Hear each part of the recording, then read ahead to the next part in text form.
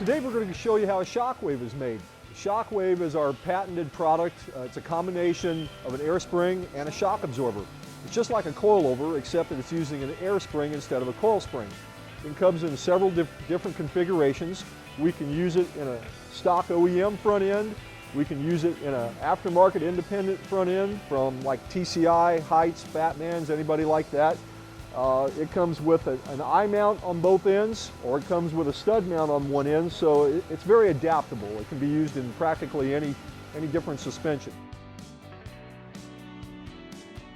This saw is what saws up these 12-foot sticks of 6061 T6 aluminum into these slugs right here.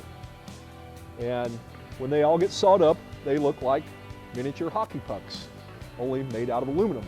And after we get done sawing them up into these little pucks, they get carried over to our computer-controlled machining centers.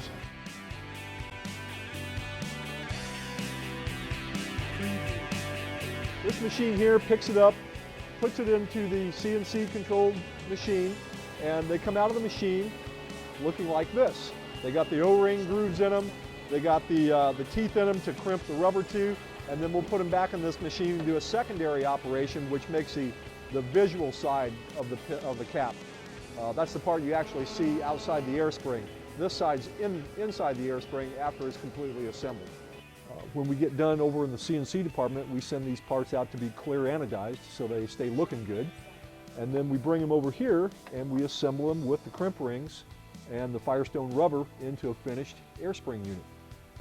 We assemble the cap and the piston onto the rubber, and we put the crimp rings on them, and then we stick them in this machine, and it squeezes that crimp ring down around there, and then it's a finished air spring bellows.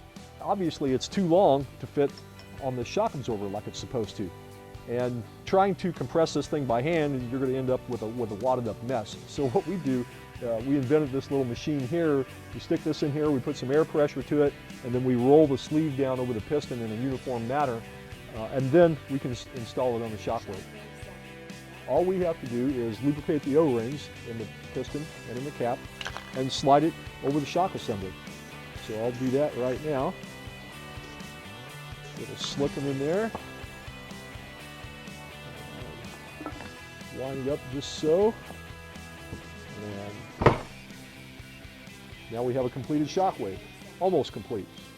We can put an eye mount on here, we can put a stud mount on here, and we'll put our bearing in here, and then it will be a completed ShockWave assembly.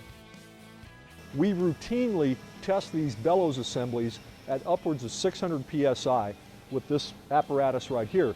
We apply water pressure to this thing until literally it bursts.